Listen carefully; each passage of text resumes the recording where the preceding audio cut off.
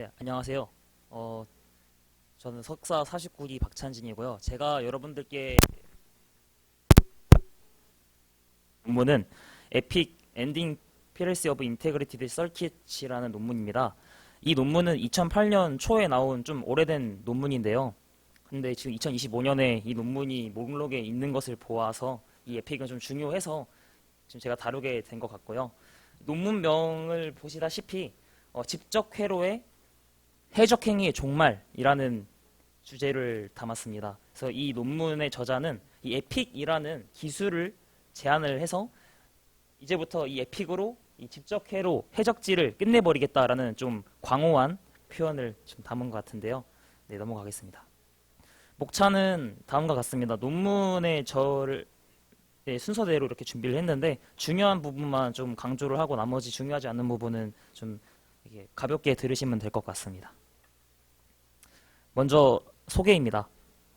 어, 집적회로 노략질의 위험이 증가하고 있었습니다. 당시 2008년 논문 작성할 당시에도 지금도 그렇지만 당시도 이제 반도체 제조가 이제 자기가 직접 반도체를 생산하는 게 아니라 이제 대형 파운드리에 설계도를 주고 이렇게 위탁을 해서 생산을 하는 거죠. 그래서 이렇게 2008년 당시에 LSA 로직 2005년에 반도체 제조를 그만뒀고 텍사스 인스트루먼츠도 제조하지 않고 막 이런 게 나와 있습니다. 퀄컴의 경우 펩리스 최초로 이제 그러니까 펩이 없는 거죠. 펩은 여기 이렇게 나와 있지만 공장은 없고 그냥 반도체 설계만 하는 회사를 펩리스 회사라고 하는데 이 퀄컴이 세계 최초로 이제 전 세계 IC 생산 10위권에 진입을 하고요. 이렇게 반도체 제조를 외부 파운드리에 이렇게 위탁을 하는 추세가 이렇게 되고 있었는데 특히 아시아권에서 이제 피라이 그 피 해적행위가 만연했다고 합니다. 특히 중국이 논문 작성 당시에도 가짜 NEC 법인을 만들어서 약 50종의 복제 제품을 자기들 마음대로 팔다가 발각되었다고도 합니다. 해서 이러한 사례처럼 파운드리가 클라이언트의 마스크를 통해서 불법 복제본을 저렴하게 생산해서 팔 수 있기 때문에 이런 마스크가 이 IC를 만드는 마스크가 각종 스파이들의 탈취 대상이 된 배경입니다. 참고로 다들 아시겠지만 마스크는 이 이 IC 칩을 만들 때 꼭 필요한 건데요. 그러니까 틀입니다. 틀. 이 마스크에다가 레이저를 쏴서 그 웨이퍼라는 실리콘 판에다가 회로를 새기는 거고요. 때문에 마스크는 이 IC 회로의 설계도라고 보시면 될 것 같습니다. 네, 논문 이전의 연구로 가볍게 들으시면 될 것 같은데 논문 작성 시점에서는 수동적인 IC 보호만 존재했다고 합니다. 이 수동적인 IC 보호가 뭐냐면 그냥 이 칩 개별의 개별적인 칩에 그냥 칩 아이디를 삽입만 하는 거예요. 그래서 복제품도 칩 아이디가 있겠죠? 그런데 복제품도 작동은 잘 됩니다. 단지 이 칩이 정품이냐 복제품이냐를 구별하는 정도로만 이제 쓰였다는 게 이제 수동적인 IC 보호입니다. 이러한 상황에서 알카반이랑 쿠르 이 사람이 최초의 능동적 보호 기법을 제안을 합니다. 가볍게 들으시면 됩니다. 이 사람들이 최초로 제안한 능동적 보호 기법은 뭐냐면 이 유한 스테이트 머신에서 잠긴 스테이트를 만든 거예요. 잠긴 스테이트를 만들어서 그냥 잠겨 있으면 이 칩을 쓸 수가 없어요. 이게 최초의 능동적 보호 기법이고 이후 새로운 원격 활성화 기법도 막 제한이 됩니다. 맨 아래 줄이 뭐냐면 그러니까 그냥 잠긴 상태가 아니라 그냥 초기 상태에서 이제 작동하는 다른 상태로 전이를 막는다. 뭐 이런 느낌으로 보시면 될 것 같습니다. 이렇게 하면 그냥 단순히 칩이 잠겨 있는 것보다는 일부 경로만 더 통제를 하는 거죠. 그래서 더 세밀하게 제어가 가능한 장점이 있습니다. 해서 중요한 것은 노란색으로 형광펜을 칠해놨는데요. 본 논문의 제안은 이제 집적 회로의 불법 복제를 종결시킬 에픽이라는 기술을 제안하는 겁니다. 이 1, 2, 3이 그냥 논문의 핵심인데요. 먼저 칩 개개인은 아니고 칩 개별적인 칩은 각자마다 랜덤한 칩 아이디를 생성합니다. 칩 하나하나가 그 유니크한 칩을 생성을 해요. 어떻게? 랜덤하게. 해서 랜덤하게 생성을 해야 되기 때문에 TRNG 뒤에 나오겠지만 어쨌든 진짜 섀도우 랜덤이 아니라 트루 랜덤으로 이렇게 아이디를 만들기 위해서 TRNG가 필요합니다. 두 번째로는 이제 팹이 칩 이 칩 개별 칩이 가진 그 칩 아이디를 IP 소유자에게 전송을 합니다. 이 IP 소유자라는 단어는 되게 많이 나올 거라서 확실히 말씀드리자면 IP는 인텔렉츄얼 프로퍼티로, 그러니까 이 반도체 칩을 설계한 회사예요. 반도체 칩을 설계한 회사가 이제 IP 오너라고 보시면 되겠습니다. 그래서 이 개별의 칩을 IP 오너에게 전송을 합니다. 그리고 세 번째로 이제 IP 오너는 그 공장한테 칩 아이디를 받으면 그 해당 칩에만 개별 칩에만 작동하는 활성화 코드 인풋 키를 이 공장에게 전송을 합니다. 네. 이렇게 하면 이제 IP 오너가 작동하는 불법 복제품 생산을 막을 수가 있어요. 왜냐하면 공장이 마스크 빼돌려가지고 칩을 막 생산을 했다 하더라도 이 IP 오너가 주는 이 IK 인풋 키가 없으면 이 칩을 사용할 수가 없거든요. 때문에 IP 소유자는 불법 복제품 생산을 막을 수 있고, 또 IP 오너한테 그 칩 개별의 아이디가 오기 때문에 칩의 생산 개수를 정확히 카운팅할 수 있다는 장점이 있습니다. 해서 저자가 생각하는 논문의 기여로는 네, FSM이라는 어려운 FSM을 뜯어 고치는 그런 어려운 과정을 안 거쳐도 되고, 오직 그냥 기존 있는 회로에 그냥 조합 게이트만 몇 개 더 넣어가지고 아주 이렇게 안정성을 얻을 수 있다라는 게 저자가 생각하는 논문의 기여입니다. 해서 이 논문은 이 에픽을 소개하고요. 그리고 이론과 검증을 통해서 이 에픽이 probably secure하다라는 것을 주장합니다. 네, 배경입니다. 공개키 그러니까 공개키 암호니까, 그러니까 다른 사람들도 다 알고 있는 공개키가 있고 나만 알고 있는 개인키가 있는 거잖아요. 그래서 이 공개키 암호의 개념은 DPL만이 1976년 때 최초로 고안을 했고, 이제 1년 뒤에 이제 이 리버트 샤미어 아들맨이 이제 1977년에 RSA 공개키를 이제 발표를 하는데, 이 RSA를 통해서 디지털 설명이 가능해졌고, 역사상 가장 많이 연구된 알고리즘이지만 약 50년이 지난 지금도 강력한 보안성을 유지 중입니다. 이런 내용이고, 이제 TRNG에 대한 배경이 나오는데요. PRNG는 예측이, 그러니까 시드를 통해서 마치 뭐 랜덤한 숫자인 것처럼 이렇게 계속 생성을 하잖아요. 하지만 이게 시드랑 이 알고리즘이 알게 되면 예측이 가능하잖아요. 그렇기 때문에 예측을 불가능한 칩 아이디를 생성하기 위해서 TRNG가 필요하다라는 게 내용입니다. TRNG가 왜 필요하냐면 개별 칩에서 자신만의 칩 아이디를 생성을 할 때 예측이 불가능한 칩 아이디를 생성하기 위해서 TRNG가 필요한데 물리적으로 제조 과정에서 개별적인 칩을 이제 제조하는데 좀 물리적으로 예측 불가능한 현상이 있을 건데, 그 물리적으로 예측 불가능한 현상을 그걸 활용해 가지고 TRNG가 필요 없을 수 있다, 이런 말도 첨언해 놓았습니다. 저자가. 네, 아래 있구나. 네. 트루 랜덤한 칩 아이디를 생성해야 하므로 TRNG가 필요한데, TRNG 없이 이 제조 공정 변동으로 칩 아이디를 생성할 수 있다라는 게 내용입니다. 이제 IC와 IC PLC에 대한 배경인데요. 이 집적회로 칩은 금속, 절연체, 반도체 등으로 약 20개 이상의 층으로 구성이 됩니다. 때문에 마스크 셋입니다. 그러니까 IC가 층이 많으니까 마스크 셋은 여러 개의 층으로 구성되어 있고, 이제 하나의 마스크 셋은 IC 전체의 설계도라고 보시면 되겠습니다. IC PLC입니다. IC PLC는 이제 이 IC 설계가 도난 당하면 다른 파운드리에서 불법으로 복제해서 팔 수 있다. 이게 IC PLC고요. 그래서 몰래 생산해서 IP 오너에게 뭐 그런 것들을 안 주고, 돈을 안 주고 자기들끼리 생산해가지고 갖다 판다. 이런 게 IC PLC라고 보시면 되겠습니다. 그래서 이 IC PLC를 막기 위한 방법 중 하나로 웨이퍼 뱅킹이라는 게 있는데, 이건 그냥 상식으로 그냥 편하게 들으시면 돼요. 웨이퍼 뱅킹이라는 방법이 있는데, 이게 뭐냐면, 이게 IC 칩이 여러 개의 층으로 구성되어 있다고 말씀드렸지 않습니까? 그러니까 여러 개의 층으로 구성되니까 뭐 2층부터 저층까지는 뭐 A 팹이, 뭐 2층부터 2층까지는 B 팹이 제조를 해서 이 A 공장이랑 B 공장이랑 만든 반도체를 합치는 거죠. 근데 이렇게 되면 뭐 물론 불법 복제는 막을 수 있지만 단점으로는 좀 비용이 비싸고 또 팹에서 그 반도체를 IC를 만들고 바로 테스트하기가 힘들다는 단점이 있습니다.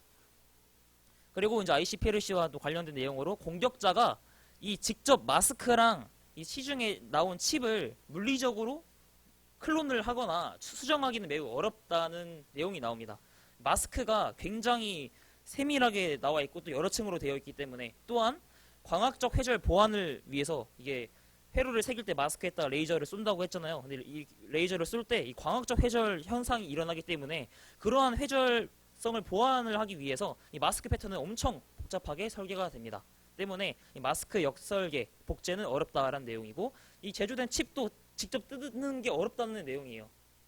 왜냐면 당시에도 32나노미터 수준으로 이제 미세 공정에서는 이런 게 좀 어렵다는 거죠. 물리적으로 수정해서 뜯어보고 막 이렇게 알 수 있는 방법이 어렵다라는 배경입니다. 네. 다음으로는 제한된 기술에 대한 오버뷰입니다. 이 장이 가장 핵심인데 한번 가보겠습니다. 그래서 논문이 주장하는 에픽은 뭐냐? 이렇게 두 가정으로 나눠질 수 있는데요. 일단은 이 보시는 그림에서 이 검은색은 기존 그냥 에픽이 적용이 안 된 그냥 기존의 IC가 생성되는 과정입니다. 검은색은. 빨간색이 이제 에픽에 해당되는 내용으로 보시면 되겠습니다. 그래서 이게 이렇게 좌우로 나뉘는데 일단 왼쪽 그림의 경우에는 이제 에픽을 적용해서 칩을 설계하는 단계입니다. 칩을 설계하는 단계고 오른쪽의 B 그림은 이제 칩을 설계했고 이제 공장에서 제조를 한 다음에 이제 IP 오너가 주는 인풋 키로 활성화를 하는 그림을 담고 있습니다. 네, 아까도 말씀드렸다시피 이 에픽이 왜 좋냐? IP 오너가 주는 CK가 있어야지 이 칩을 액티베이트, 연락을 할 수 있다라는 게 핵심입니다. 그래서 칩은 IP 오너가 주는 인풋 키 없이는 정상 작동하지 않습니다. 이게 가장 핵심입니다. 먼저 여기 부분부터 보겠습니다. 처음에 RTL로 시작하죠.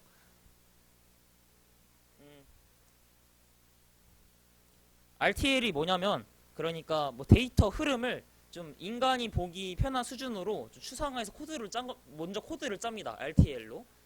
이제 먼저 이제 IP 소유자는 아까 공개 키 말씀드렸는데 IP 소유자만 알고 있는 MK 프라이빗이랑 모두가 알고 있는 MK 퍼블릭을 생성합니다. 이 MK가 마스터라는 약자고 그래서 마스터 프라이빗이랑 마스터 퍼블릭을 만듭니다. IP 소유자가. 이 마스터 프라이빗은 절대로 노출되면 안 되겠죠. 자, 그 다음에 이제 RTL 단계에서 자, 이 그림을 쉽게 이해하시려면 이렇게 생각하시면 됩니다. 기존에 에픽이 적용이 되지 않은 기존의 회로가 있어요. 그 기존의 회로를 에픽을 적용한다고 보시면 되겠습니다. 그러면 이해가 편하십니다. 먼저 RTL입니다. 기존의 RTL이 있겠죠. 기존의 RTL에다가 뭐를 추가해야 되냐? 아까 말씀드렸던 TRNG를 기존 회로에 추가를 하고요. 또 공격기 암호 기능도 기존의 칩에다가 기존의 RTL에다 추가를 하고 이 MK 퍼블릭 IP 오너가 가지고 있는 마스터 퍼블릭을 이 회로에 새겨 넣어야 됩니다. 이게 중요합니다. 네, 그래서 RTL 단계에서 TRNG 공격기 암호 기능, 마스터 퍼블릭 이런 것들을 설계를 한다라는 게 핵심입니다. 여기 아래 그림 보시면 칩에 마스터 퍼블릭이 들어가는 그림이 나와 있죠. 그래서 보안 기능을 RTL 단계부터 이제 기존의 RTL에 추가를 한다 이렇게 보시면 되겠습니다. 이 논문에서는 이 IP 오너를 이렇게 마법사 그림으로 형상해냈으니까 참고하시고요. 네, 두 번째 단계로는 로직 신세스 앤드 테크 매핑입니다. 이 로직 신세스가 뭐냐면 아까 RTL은 이제 데이터 흐름을 코드 사람들이 보기 편한 수준으로 추상화해서 작성을 하는 건데 이제 그 RTL 코드를 이제 컴퓨터가 이제 이렇게 회로를 설계하면 구현이 될 수 있겠다 이렇게 회로를 바꿔주는 작업이 로직 신세스입니다. 이 로직 신세스가 끝나면 이제 로직 신세스고 택치 매핑은 이제 제 기억으로 말씀드리는 건데 이 펜마다 이 택 매핑 라이브러리가 다릅니다.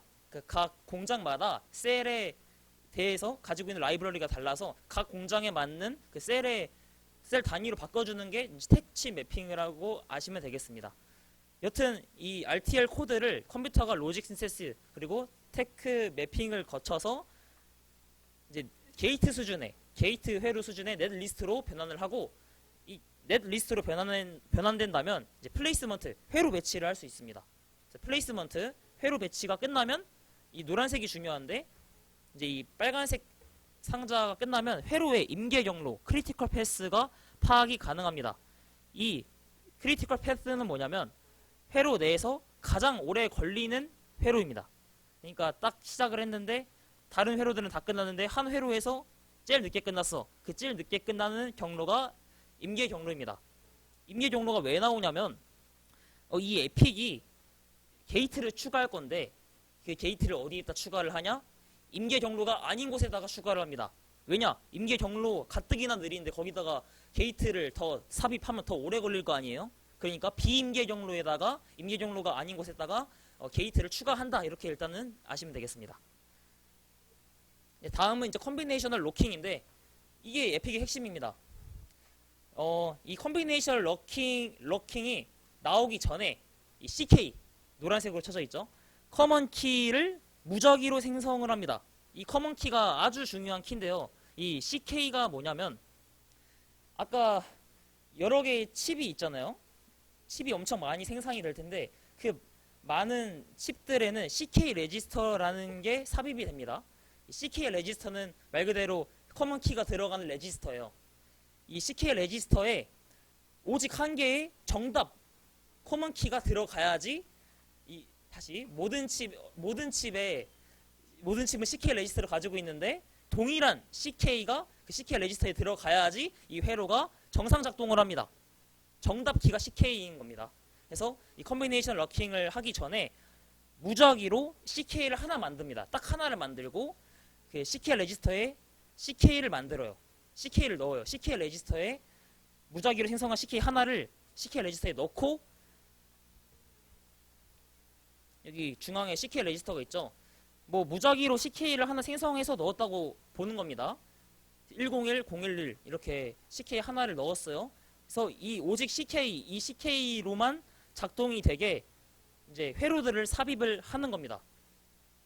임계 경로가 아닌 회로에 게이트를 삽입을 하고 뒤에 또 설명이 나오는데 일단은 간략하게 말씀드리겠습니다. 다시 모든 칩에는 CK 레지스터가 있다.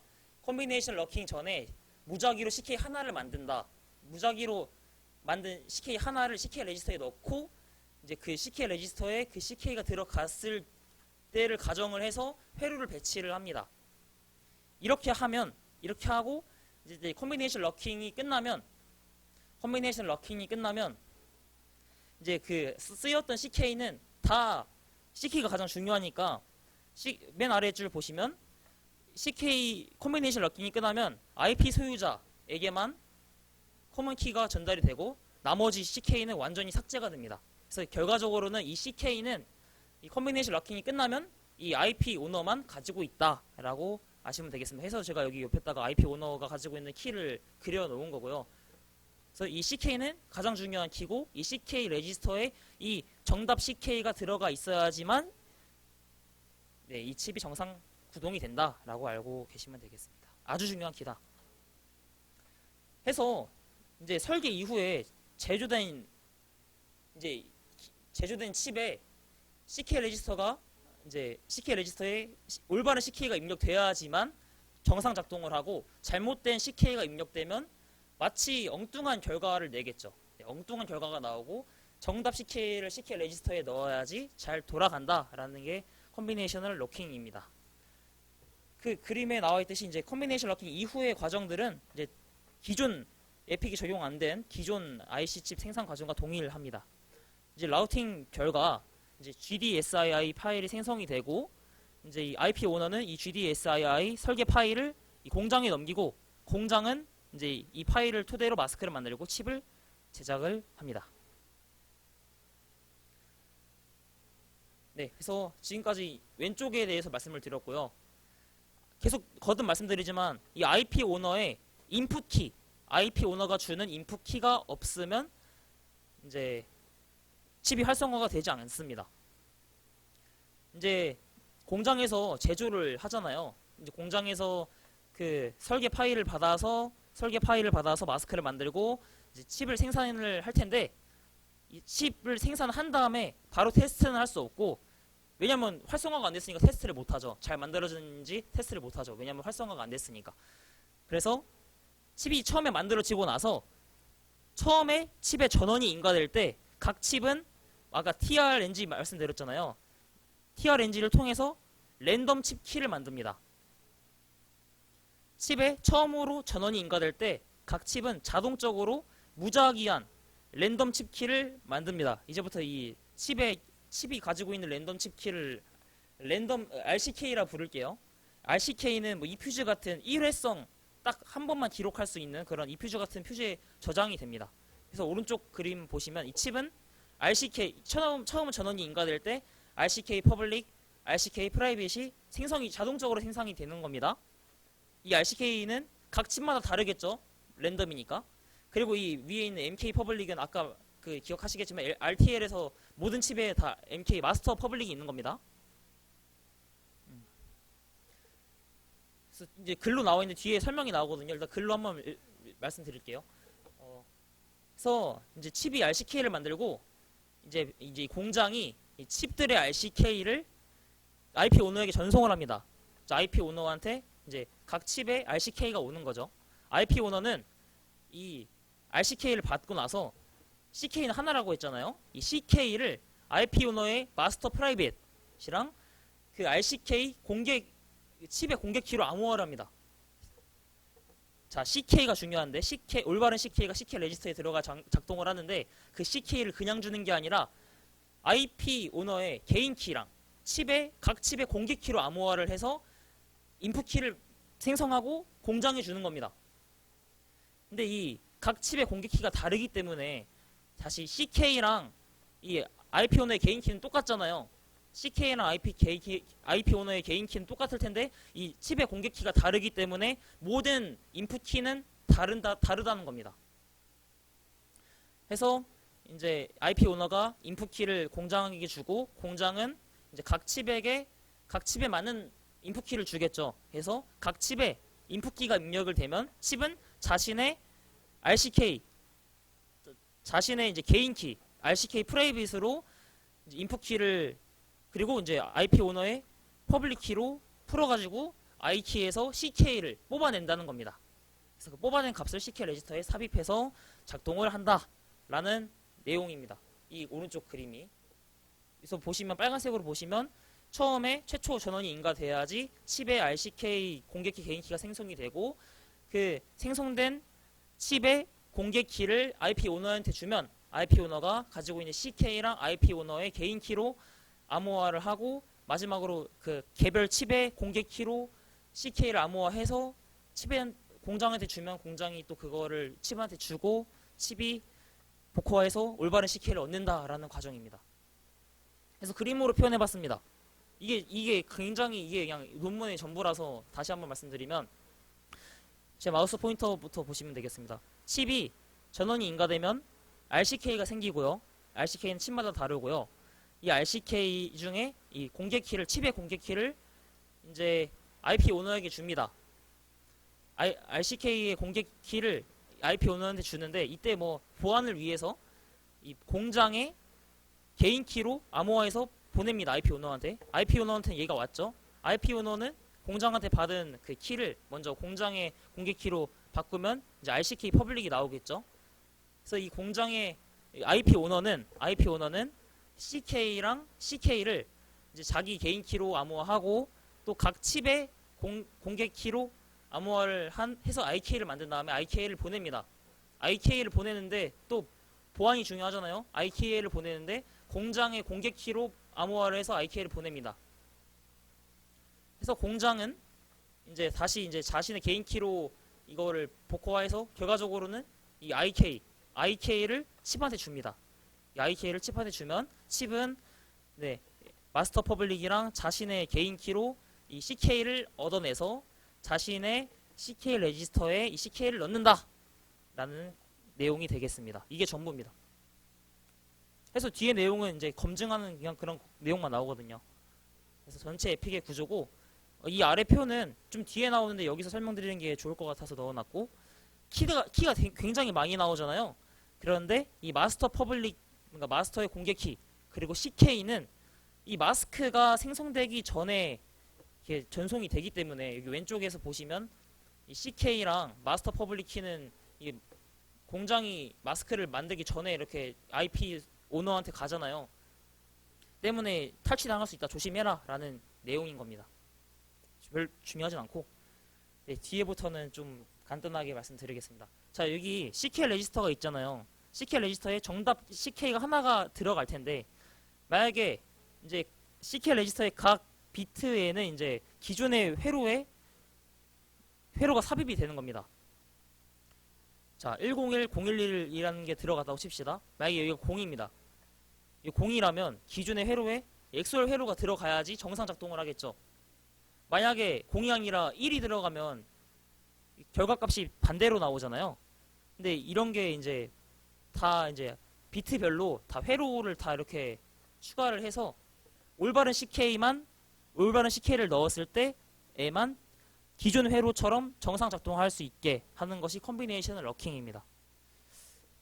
그래서 CK 비트가 0일 때는 궁극적으로 XOR처럼 작동되게 해야 되고, CK 레지스터에서 1일 때 궁극적으로 XNOR처럼 작동되게 만들어야 된다라는 내용입니다. 그래서 여기 0일 때는 반드시 결과적으로 XOR처럼 이렇게 작동이 되게 회로를 만들어야 되는데, 이 XOR은 XNOR이랑 인버터를 통해서 바꿀 수 있고, XNOR은 XOR이랑 인버터로 이렇게 치환을 하면서 회로를 더 어렵게 은폐가 가능하다는 내용입니다. 이 내용은 어쨌든 이 에픽을 설계할 때 그냥 CK 아무거나 무작위로 생성해가지고 그 무작위로 생성한 CK 하나에 맞게 설계를 한 건데, 그 CK 말고 다른 CK가 있지 않겠느냐라는 거예요. 아, 네, 죄송합니다. 네, 어렵다. 공격자 입장에서 이게 풀기 어렵다. 네. 그래서 브루트 포스로 풀 수도 있고, 뭐 ROBDD를 사용해서 풀 수도 있는데 어렵다는 거고, 이건 좀 중요한데 이것만 많이 지났나 시간이? 네. 네, 이게 키가 만약 5비트야. 5비트면 이게 5승 32번을 시도해야 되잖아요, 원래는. 근데 막 2비트, 3비트 따로따로 할 수 있다는 거예요. 2비트 했을 때 2비트 결과가 따로 나오고, 3비트 했을 때 3비트 결과가 따로 나오면 2에 2승 플러스 2에 3승만 하면 32번 다 안 해도 된다라는 내용입니다. 네. 이거는 키의 실질적인 보안 강도인데, 이 노란색만 보시면 돼요. 결과적으로는 공격자가 평균적으로 시도해야 하는 키 개수를 로그 2로 해야지 이제 실질적인 키 비트가 나온다라는 간단한 내용입니다. 예를 들어서 100번 해야 되는데 뭐 CK가 2개가 있으면 50번만 해도 되는 거잖아요. 그러면 실질적인 키 비트는 확 줄겠죠. 그런 내용입니다. 그래서 논문의 실질적 키 랭스가 최소 64비트 이상이 돼야 된다라는 것을 여러 방법으로 주장을 하고 있고요. 이제 이 에픽의 취약성에 대해서 검증을 하는데 뭐 다 자화자찬밖에 없습니다. 가능한 공격 시나리오, 마스크 역공학 수정, 제조된 칩을 개조, 활성화된 칩 내부 동작을 실시간 관측, 이런 게 다 어렵다는 내용이고요. 이거는 이제 공격자가 공격을 하기로 마음 먹었을 때 이제 장애물들, 뭐 정보 부족, MK 프라이빗을 절대 모른다, RSA 자체를 풀 수 없다, 너무 작아서 뜯어보기 어렵다, 돈 많이 든다 라는 제약입니다. 마스크나 칩 안 뜯고 하기도 어렵다. 이 키들을 다 모르니까. 네, 이 세 개 중에 세 개를 다 알아야지 뚫린다. 근데 CK도 노출이 안 돼 있고, MK 프라이빗도 노출이 안 돼 있고, RCK도 모른다라는 내용입니다. 에픽 보안은 이 두 가지 전제를, 당연한 전제인데 이 두 가지 전제가 지켜져야지 보안이 보장이 된다. 거고요. RSA 당연히 안전하고 TRNG나 칩 아이디가 충분히 무작위 예측이 되면 안 된다라는 내용이고요. 이게 전제가 보장이 됐을 때 뭐 다음과 같은 명제들이 당연한 겁니다. 읽어보면 당연한 것들인데 당연한 것들이 이제 보장이 된다라는 내용입니다. 아까 이 팹의 공개키 개인키를 뭐 팹이랑 공장이랑 IP 오너의 통신 간에 이 팹 공개키 개인키를 사용하면 더 보안이 강화된다라는 내용입니다. 이제 이 에픽을 적용하는데 오버헤드도 작고 그렇게 기존 설계 흐름에 방해도 적고 삽입하는데 복잡도도 별로 안 높고 그리고 수학적으로 브루트 포스나 그 포멀 메소드로 해봤을 때도 충분히 CK 중복되는 CK는 별로 안 나온다. 괜찮다라는 내용입니다. 이것만 보겠습니다. 이것만 에픽을 적용할 때 필요한 추가적인 요소 입력 핀 왜냐하면 CK를 입력해야 되니까 인풋 키를 입력해야 되니까 근데 이 칩은 활성화되기 전에는 동작을 하지 않으므로 기존의 핀 사용 가능하다라는 거고 추가적인 조합 논리 이거 넣는 것도 임계 경로에 비임계 경로에 삽입하기 때문에 괜찮다라는 거고 TRNG 필요한데 이 TRNG 2008년에도 면적 매우 작다 괜찮다 오버헤드 없다 RSA 모듈 자체도 이거 RSA도 뭐 작다 그리고 RSA는 칩 활성화 끝나면 더 이상 안 쓰기 때문에 전력 소비 없다 괜찮다라는 내용입니다. 뭐 기존 회로 흐름에 영향 비임계 경로 사용해가지고 뭐 별로 안 건드린다. 그리고 중복되는 CK가 많으면 안 되잖아요. 근데 중복되는 CK 회로 수가 많기 때문에 중복되는 CK 별로 안 나온다 해서 실험을 하는데 작은 C880이랑 좀 큰 C3540 회로로 실험을 하는데 이 커먼 키의 비트가 32비트였을 때 작동되는 CK는 뭐 4개 작은 거는 4개였고 더 복잡한 ALU 같은 경우에는 32btm에도 뭐 중복되는 CK가 하나밖에 안 나오더라. 중복되는 CK가 별로 안 나온다라는 내용입니다. 결론 게이트 수가 500개 이상이 대부분의 회로에서 64비트 CK가 64비트라면 안전하게 사용할 수 있다가 결론입니다. 이거 한 장입니다. 이게 끝입니다. 설계자 에픽의 장점 이 에픽을 추가하는데 오버헤드 겁나 작고 기존 회로 흐름 건들지도 않고 필요 부품 적용하기는 겁나 간단하다. 근데 공격자 입장에서는 공격이 매우 어렵다. 왜냐면 공격키 암호 방식을 사용하니까. 그리고 그 칩을 물리적으로 뚫는데도 현실적으로 불가능하다. 라는 게 결론입니다. 죄송합니다. 이게 어렵네요. 실제로.